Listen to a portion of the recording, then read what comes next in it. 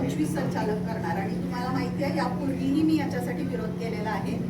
विरोध म्हणजे याच्यासाठी माझा पूर्णपणे विरोध नाही, पण मी त्यावेळेसही सांगितलेलं की याच्यामधून गोकुळचं हित काय साध्य होणार आहे ते सांगा. पण तशी डिटेलमध्ये चर्चा झाली नाही त्यांच्याशी. त्यांनी मला सांगितलं की प्रत्येक तालुक्याला प्रतिनिधित्व द्यायचं आहे म्हणून आम्ही हा निर्णय घेत आहोत. पण माझं आजही म्हणणं असं आहे की उद्याचं 21 लोकांचं पॅनल करत असताना हवं तर 12 तालुक्यांना 12 प्रतिनिधी द्या आणि उरलेले 9 प्रतिनिधी मग जिथं जास्त संख्या असेल सभासद संख्या तिथे आपण जादाची देऊ शकतो. म्हणजे 21च्या पॅनलमध्ये सुद्धा 12 तालुक्यांना व्यवस्थित प्रतिनिधित्व देऊन मांडणी होऊ शकते.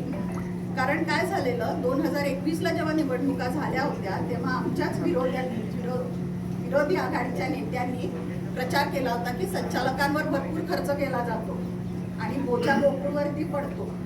हा त्यांच्या प्रचाराचा एक मुद्दा होता. पण तुम्हाला आजही सांगते गोकुळच्या संचालकांच्या मीटिंगसाठी त्यावेळेस 3 लाखाची तरतूद केली जायची. त्यातले 2 लाख रुपये खर्चावरती पडत होते, 1 लाख रुपये राहत होते. तुम्हाला हे जास्त माहिती असेल.